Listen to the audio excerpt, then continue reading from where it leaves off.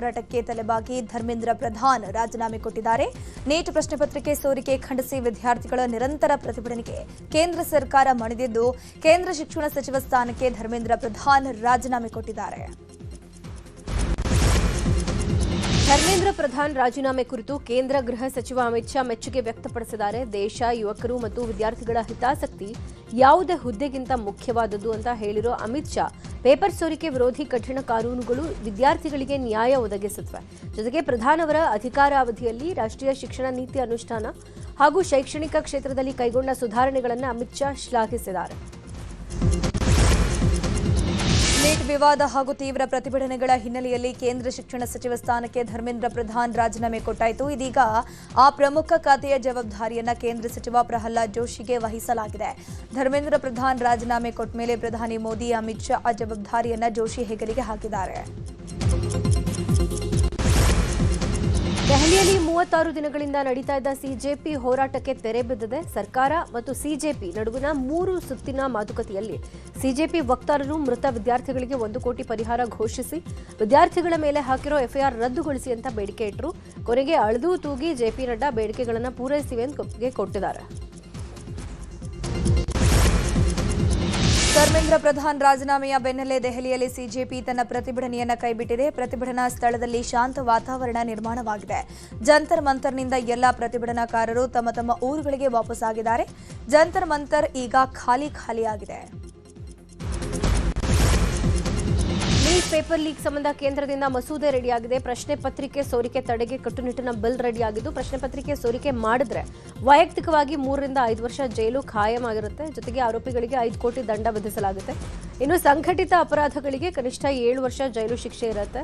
ಆರೋಪಿಗಳಿಗೆ ಕನಿಷ್ಠ 10 ಕೋಟಿ ದಂಡ ವಿಧಿಸುವ ಬಗ್ಗೆ ಚರ್ಚೆ ಆಗಿದೆ. ನಾಳೆನೇ ಈ ಬಿಲ್ ಮಂಡಿಸಿ ಒಪ್ಪಿಗೆ ಪಡೆಯುವ ಬಗ್ಗೆ ಕೇಂದ್ರ ಸರ್ಕಾರ ನಿರ್ಧಾರ ಮಾಡಿದೆ.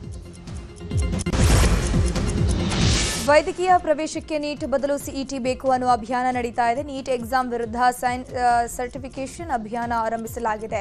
ನಮ್ಮ ರಾಜ್ಯದಲ್ಲಿ ನೀಟ್ ಬೇಡ, ನಮ್ಮ ಸಿಇಟಿ ಬೇಕು ಅಂತ ಸೈನ್ ಪಿಟಿಷನ್ ಮಾಡಲಾಗ್ತಾ ಇರೋದು. ಕವಿಗಳು, ಸಾಹಿತಿಗಳು, ವಿದ್ಯಾರ್ಥಿಗಳು ಹಾಗೂ ಪೋಷಕರು ಅಭಿಯಾನ ಮಾಡ್ತಾ ಇದ್ದಾರೆ.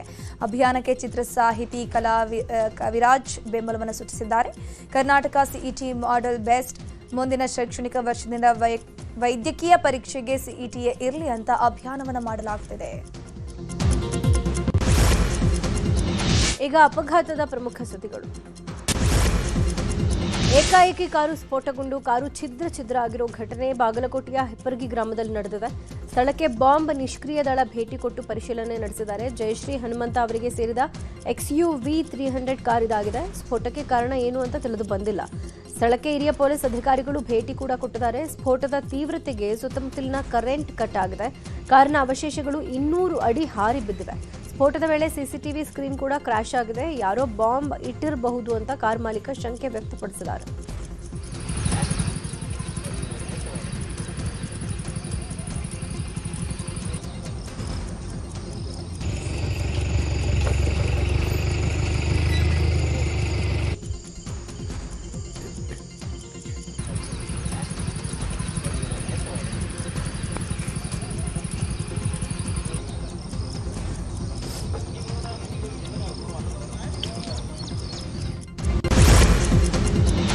ಕಾರ್ ಸ್ಫೋಟದ ಬಗ್ಗೆ ಬಾಗಲಕೋಟೆ ಎಸ್ಪಿ ಸಿದ್ಧಾರ್ಥ್ ಗೋಯಲ್ ನ್ಯೂಸ್ 18ಗೆ ಮಾಹಿತಿಯನ್ನು ಕೊಟ್ಟಿದ್ದು, ಪ್ರಕರಣವನ್ನು ಗಂಭೀರವಾಗಿ ಪರಿಗಣಿಸಲಾಗಿದೆ, ತನಿಖೆ ನಡೆಸ್ತಾ ಇದ್ದೀವಿ. ಈಗಾಗಲೇ ಸಿಸಿಟಿವಿ ಮತ್ತು ಕಾಲ್ ಸಿಡಿಆರ್ ಪರಿಶೀಲಿಸಿದ್ದೇವೆ. ಕಾರ್ ಮಾಲೀಕ ಬಾರ್ ಬಳಿ ಬಂದಾಗಿನಿಂದ ಸಿಸಿಟಿವಿಯಲ್ಲಿ ಸರಿಯಾಗಿದೆ, ಆದರೆ ಕಾರ್ ಬಳಿ ಯಾರು ಹೋಗಿರೋದು ಕಂಡುಬಂದಿಲ್ಲ. 9:45 ಸುಮಾರು ಮೂವರು ಮದ್ಯ ಖರೀದಿ ಮಾಡಿಕೊಂಡು ಆ ಕಡೆ ಹೋಗಿದ್ರು. ಅವರನ್ನ ವಿಚಾರಣೆ ಮಾಡಿದ್ದೀವಿ. ಈಗಾಗಲೇ ಬಾಂಬ್ ನಿಷ್ಕ್ರಿಯ ದಳ ಹಾಗೂ ಸೋಕು ಟೀಮ್ ಪರಿಶೀಲನೆ ಮಾಡ್ತಾ ಇದೆ. ಬ್ಯಾಟರಿ ಅಥವಾ ಎಂಜಿನ್ಗೆ ಸಂಬಂಧಪಟ್ಟಂತೆ ಸ್ಫೋಟ ಸಂಭವಿಸಿದೆ ಎನ್ನುವ ಅನುಮಾನ ಇದೆ ಅಂತ ಮಾಹಿತಿ ನೀಡಿದರು. ಧಾರವಾಡದ ಕೆಳಗೇರಿ ಬ್ರಿಡ್ಜ್ ಬಳಿ ಭೀಕರ ರಸ್ತೆ ಅಪಘಾತ ನಡೆದು ಹೋಗಿದೆ. ಬೆಂಗಳೂರು ಪುಣೆ ರಾಷ್ಟ್ರೀಯ ಹೆದ್ದಾರಿಯಲ್ಲಿ ಲಾರಿಗಳ ನಡುವೆ ಮುಖಾಮುಖಿ ಡಿಕ್ಕಿಯಾಗಿ ಓರ್ವ ಲಾರಿ ಚಾಲಕ ಸ್ಥಳದಲ್ಲಿ ಸಾವನ್ನಪ್ಪಿದ್ದಾರೆ. ಅಪಘಾತದ ರಭಸಕ್ಕೆ 2 ಲಾರಿಗಳ ಮುಂಭಾಗ ಸಂಪೂರ್ಣವಾಗಿ ಜಖಂ ಆಗಿದೆ.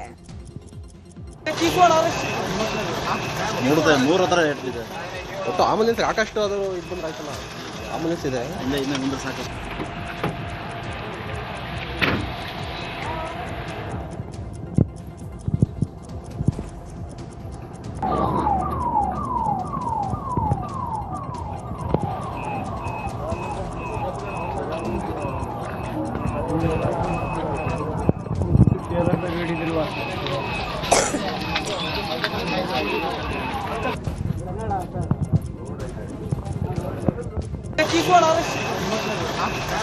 ಮೂರು ಹತ್ರ ಹೇಳ್ತಿದೆ ಒಟ್ಟು ಆಂಬುಲೆನ್ಸ್ ಸಾಕಷ್ಟು ಅದು ಇದು ಬಂದ್ರೆ ಆಯ್ತಲ್ಲ ಆಂಬುಲೆನ್ಸ್ ಇದೆ ಇನ್ನು ಮುಂದೆ ಸಾಕಷ್ಟು.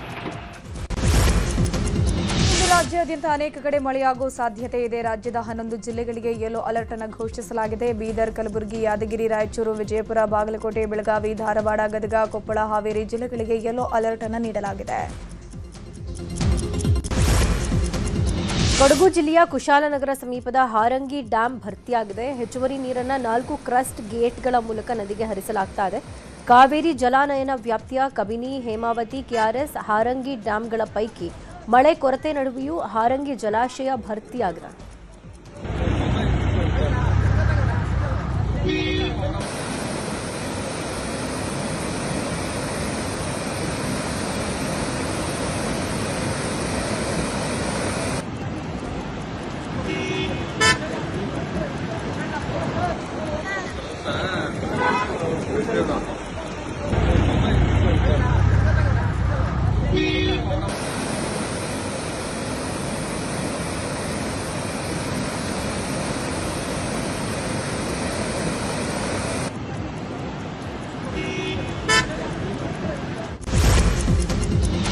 ಕೊಪ್ಪಳದಲ್ಲಿ ಈ ಬಾರಿ ಕಂಡು ಕೇಳರಿಯದ ಭೀಕರ ಬರ ಆವರಿಸಿದೆ.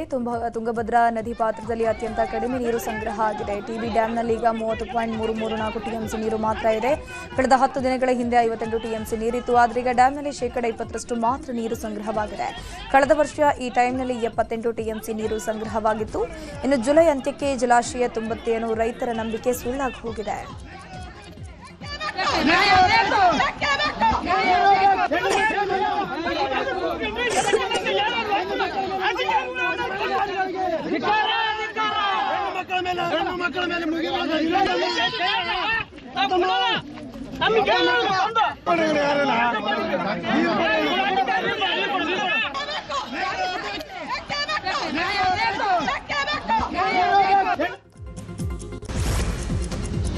ಮಹಾರಾಷ್ಟ್ರದಲ್ಲಿ ಭಾರೀ ಮಳೆ ಆಗ್ತಾ ಇರುವ ಹಿನ್ನೆಲೆ ಬಸವಸಾಗರ ಡ್ಯಾಂನ ಒಳಹರಿವು ಹೆಚ್ಚಾಗಿದೆ.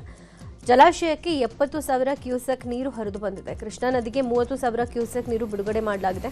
ಯಾದಗಿರಿ ಜಿಲ್ಲೆಯ ಹುಣಸಗಿಯಲ್ಲಿನ ಡ್ಯಾಂನಲ್ಲಿ 29.27 ಟಿಎಂಸಿ ನೀರು ಸಂಗ್ರಹವಾಗಿದೆ. 33.33 ಟಿಎಂಸಿ ಸಾಮರ್ಥ್ಯದ ಜಲಾಶಯ ಬಹುತೇಕ ಭರ್ತಿಯಾಗುವಂತೆ ತುಂಬಿದೆ. ಸದ್ಯ ರೈತರ ಮೊಗದಲ್ಲಿ ಮಂದಹಾಸ ಮೂಡಿದೆ.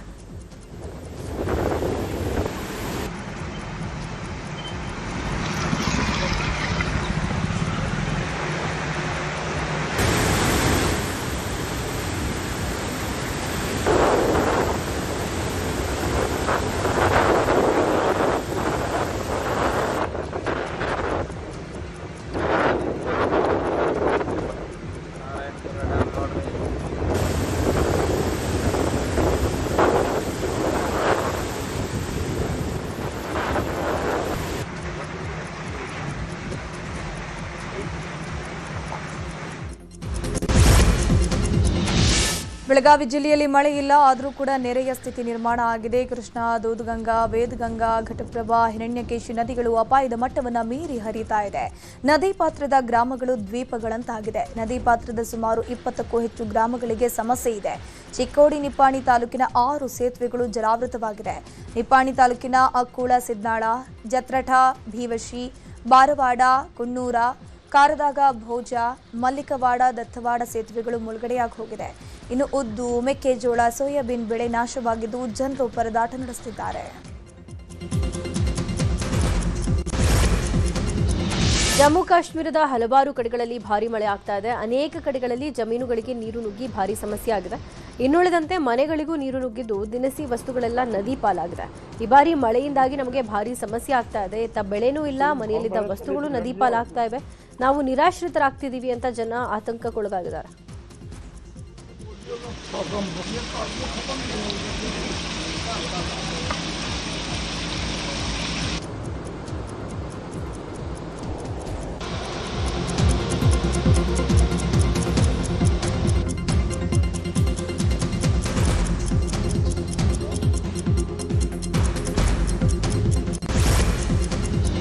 ಮಹಾರಾಷ್ಟ್ರದಲ್ಲೂ ಕೂಡ ಮಳೆ ಅಬ್ಬರ ಜೋರಾಗಿದೆ. ಮುಂಬೈನಲ್ಲಿ ಮಳೆಯಿಂದಾಗಿ ಭಾರೀ ಸಮಸ್ಯೆಯಾಗಿದೆ. ಮುಂಬೈನ ವಾಶಿ, ಕಲಾನಗರ, ಮಾತೋಶ್ರೀ ಸೇರಿದಂತೆ ಹಲವು ಕಡೆಗಳಲ್ಲಿ ಭಾರೀ ಮಳೆಯಾಗಿದೆ. ಮಳೆಯಿಂದಾಗಿ ಜನಜೀವನ ಸಂಪೂರ್ಣವಾಗಿ ಅಸ್ತವ್ಯಸ್ತಗೊಂಡಿದೆ.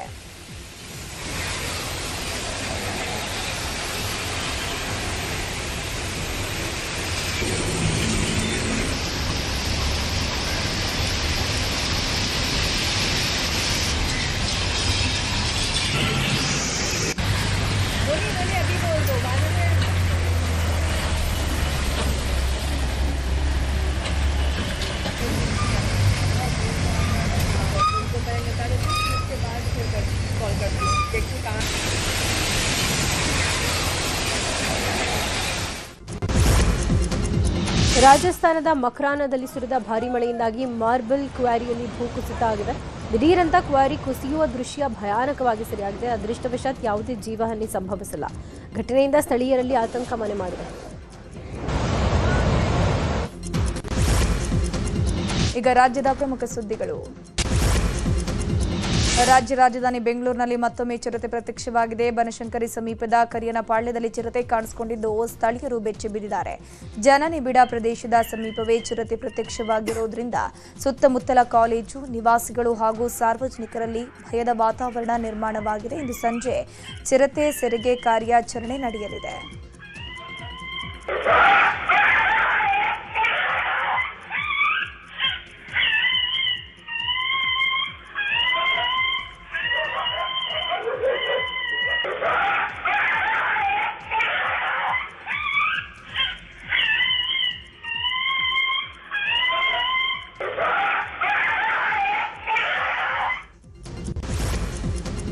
ಇವತ್ತು ಬೆಂಗಳೂರಿನ ಹಲವೆಡೆ ವಿದ್ಯುತ್ ವ್ಯತ್ಯಯ ಆಗಲಿದೆ. ಬೆಳಗ್ಗೆ 10 ಗಂಟೆಯಿಂದಲೇ ಸಾಯಂಕಾಲ 5 ಗಂಟೆ ತನಕನೂ ವಿದ್ಯುತ್ ವ್ಯತ್ಯಯ ಆಗಿದೆ.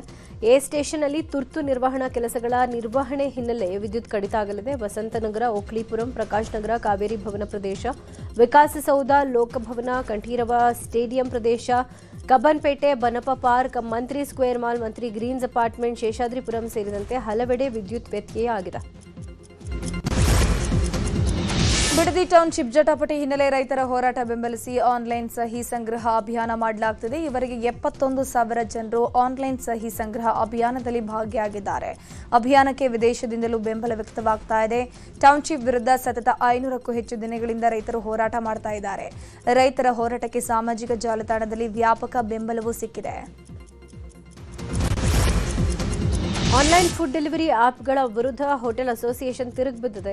ಆಪ್ಗಳ ಕಮಿಷನ್ ದಂಧೆ ಕುರಿತು ಚರ್ಚಿಸೋಕೆ ಹೋಟೆಲ್ ಮಾಲೀಕರ ಸಭೆಯನ್ನ ಕರೆದಿದೆ ಅಸೋಸಿಯೇಷನ್.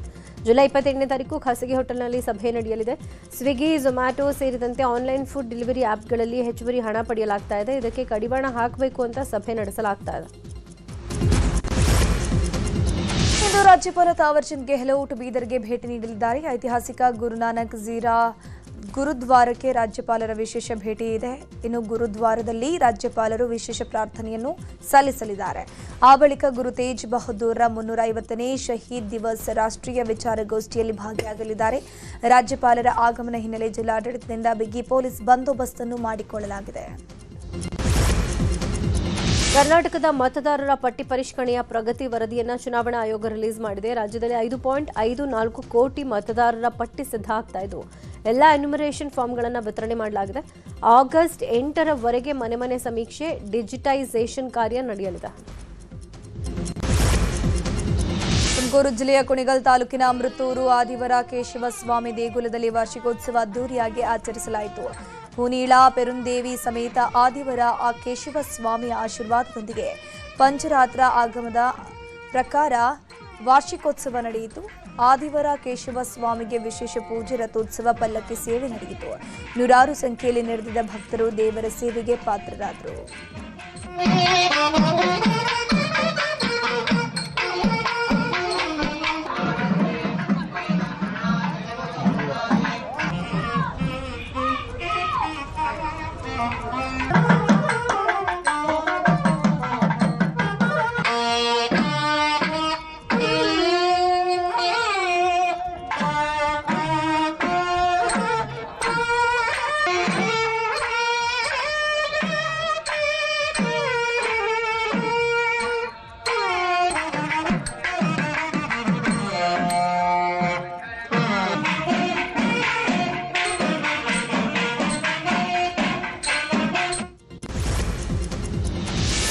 ದಕ್ಷಿಣ ಜಿಲ್ಲೆ ಚನ್ನಪಟ್ಟಣದ ದೇವರ ಹೊಸಹಳ್ಳಿಯ ಶ್ರೀ ಸಂಜೀವರಾಯಸ್ವಾಮಿ ಜಾತ್ರಾ ಮಹೋತ್ಸವ ಇವತ್ತು ಅದ್ದೂರಿಯಾಗಿ ನಡೆಯಲಿದೆ. ಬೆಳಗ್ಗೆಯಿಂದಲೇ ಆಂಜನೇಯನ ದರ್ಶನ ಪಡೆಯೋಕೆ ಭಕ್ತರು ಆಗಮಿಸುತ್ತಿದ್ದಾರೆ. ಗತಿಶೀಲ ಕರ್ನಾಟಕಕ್ಕೆ ಕಲೆ, ಸಾಹಿತ್ಯ, ಸಾಂಸ್ಕೃತಿಕ ಪಾರಂಪರ್ಯ ತನ್ನದೇ ಆದ ಇತಿಹಾಸವಿದೆ. ಈ ಸಿರಿ ಸೊಬಗನ್ನು ಸಂಭ್ರಮಿಸೋಕೆ ನ್ಯೂಸ್ 18 ಕರುನಾಡ ಹಬ್ಬವನ್ನು ಆಚರಿಸ್ತಾ ಇದೆ. ವಿಜಯನಗರ ಜಿಲ್ಲೆಯ ಹೊಸಪೇಟೆಯಲ್ಲಿ 3 ದಿನಗಳ ಕಾಲ ನ್ಯೂಸ್ 18 ಕರುನಾಡ ಹಬ್ಬ ಜೋರಾಗಿದೆ. ಡಾಕ್ಟರ್ ಪುನೀತ್ ರಾಜ್ಕುಮಾರ್ ಕ್ರೀಡಾಂಗಣದಲ್ಲಿ ನಡೀತಾ ಇದೆ ಈ ಒಂದು ಹಬ್ಬ. ಕರುನಾಡ ಹಬ್ಬ ಕಾರ್ಯಕ್ರಮಕ್ಕೆ ಭರ್ಜರಿ ರೆಸ್ಪಾನ್ಸ್ ಸಿಕ್ಕಿದೆ. ಹಾಡು, ನೃತ್ಯ, ಸಂಗೀತ, ಜಾನಪದ ಕಲಾ ಪ್ರದರ್ಶನಗಳು ಕರುನಾಡ ಹಬ್ಬಕ್ಕೆ ವಿಶೇಷ ಮೆರುಗನ್ನು ತರುತ್ತಿದೆ. ಈ ರಸದೌತಣ ಸವಿಯೋಕೆ ಸಾವಿರಾರು ಸಂಖ್ಯೆಯಲ್ಲಿ ಜನ ಸೇರಿದ್ರು. ಇಂದು ಕೂಡ ಕರುನಾಡ ಹಬ್ಬ ನಡೆಯಲಿದ್ದು ನೀವು ಕೂಡ ಭಾಗವಹಿಸಿ ಎಂಜಾಯ್ ಮಾಡಿ.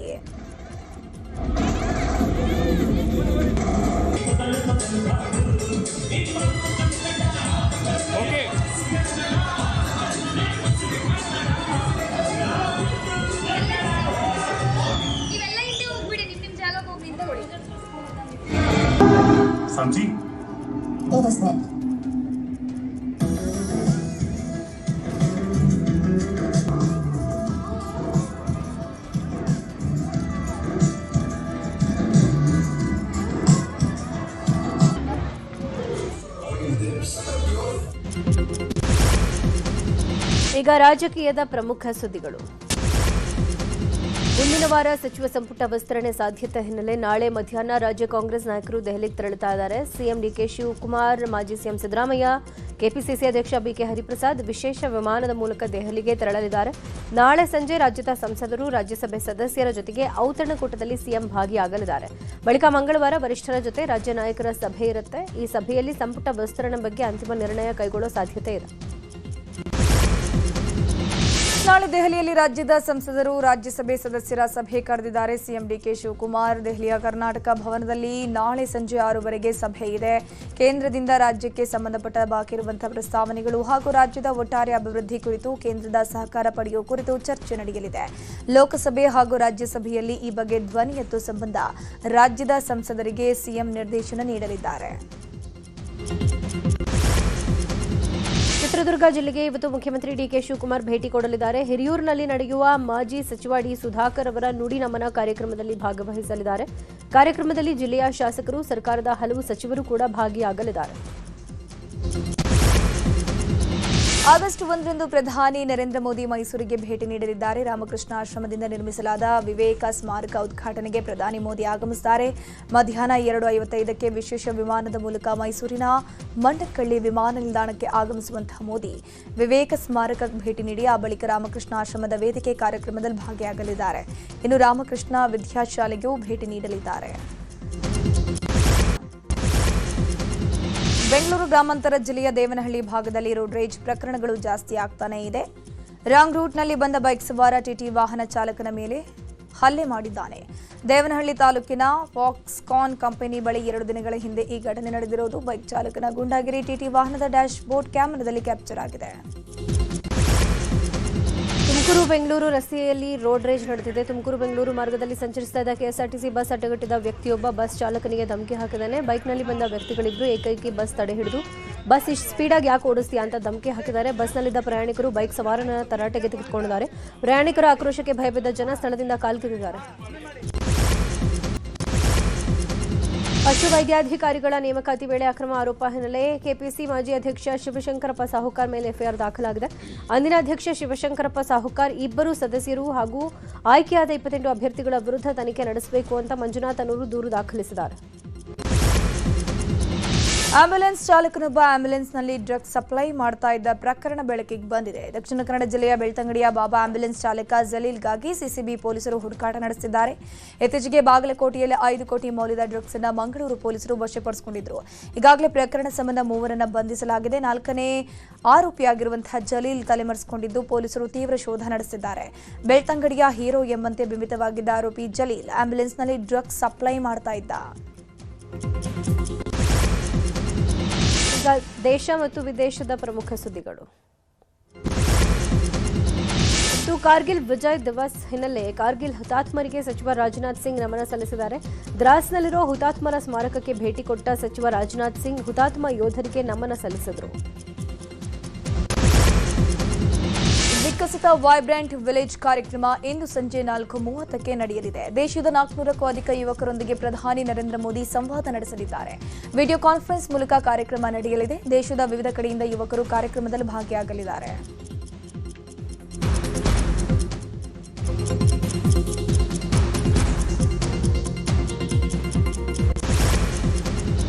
ನೋಯ್ಡಾದಲ್ಲಿ 6 ವರ್ಷದ ಬಾಲಕನೊಬ್ಬ 10 ಅಡಿ ಆಳದ ಬೋರ್ವೆಲ್ಗೆ ಬಿದ್ದುಬಿಟ್ಟಿದ್ದಾನೆ. ನಿನ್ನೆ ರಾತ್ರಿ ಘಟನೆ ನಡೆದಿದೆ. ಕಲಾಧಾಮ್ ಸೊಸೈಟಿಯ ನಾಲೆಜ್ ಪಾರ್ಕ್ ಏರಿಯಾದಲ್ಲಿ ಘಟನೆ ನಡೆದಿದೆ. ಸ್ಥಳಕ್ಕೆ ಆಗಮಿಸಿದ ಅಗ್ನಿಶಾಮಕ ಸಿಬ್ಬಂದಿ ಕಾರ್ಯಾಚರಣೆ ಮಾಡ್ತಾ ಇದ್ದಾರೆ. ಮಹಾರಾಷ್ಟ್ರದ ವಾಶಿಂನಲ್ಲಿ ಇಂದು ಮುಂಜಾನೆ ಭೀಕರ ಅಗ್ನಿ ಅವಘಡ ನಡೆದು ಹೋಗಿದೆ. ಆಕಸ್ಮಿಕ ಬೆಂಕಿಗೆ 4 ಅಂಗಡಿಗಳು ಧಗಧಗನೆ ಹೊತ್ತಿ ಉರಿದಿದ್ದು ಲಕ್ಷಾಂತರ ಮೌಲ್ಯದ ವಸ್ತುಗಳು ಸುಟ್ಟು ಕರಕಲಾಗಿದೆ. ಸ್ಥಳಕ್ಕೆ ಆಗಮಿಸಿದ ಅಗ್ನಿಶಾಮಕ ಸಿಬ್ಬಂದಿ ಬೆಂಕಿ ನಂದಿಸೋಕೆ ಹರಸಾಹಸ ಪಟ್ಟರು. ಅಯೋಧ್ಯೆಯ ರಾಮಮಂದಿರದ ದೇಣಿಗೆ ಗೋಲ್ಮಾಲ್ ಪ್ರಕರಣದ ತನಿಖೆ ನಡೆಸ್ತಾ ಇರುವ ಎಸ್ಐಟಿ ತಂಡವನ್ನು ಉತ್ತರ ಪ್ರದೇಶ ಸರ್ಕಾರ ಪುನರ್ ರಚನೆ ಮಾಡಿದೆ.